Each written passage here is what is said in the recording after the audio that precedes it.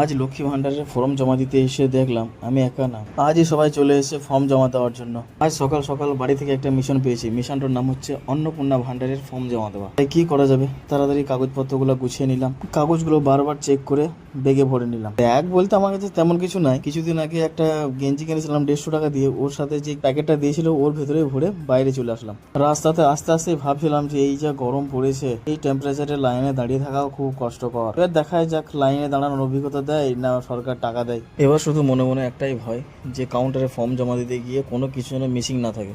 এইসব কথা ভাবতে ভাবতেই চলে আসলাম ব্লকের মধ্যে আমাদের সমস্ত ফর্ম জমা করা হয়। আজ ব্লকের মধ্যে খুব একটা ভিড় ছিল না, তাই কাউন্টারের দিকে এগিয়ে গিয়েই দেখছি একদম ফাঁকা। ফাঁকা দেখেই খুব খুশি হলাম, কিন্তু খুশি বেশিক্ষণ থাকলো না। কাউন্টারের ফর্মটা জমা দিতে এই ফর্মটা আমাকে ফেরত দিয়ে দিল। বলছে স্ট্যাপলার মারা নেই, যাও স্ট্যাপলারটা মেরে নিয়ে এসো। যেটা ভয় করছিলাম সেটাই হলো। জানতাম এমনই কিছু হবে, কিন্তু কিছু করার তো নাই, স্ট্যাপলার মেরে নিয়ে আসতে হবে। ওর থেকে সমস্যা হচ্ছে আমার কাছে কোনো স্ট্যাপলার ছিল না, অফিসেও কোনো স্ট্যাপলার ছিল না।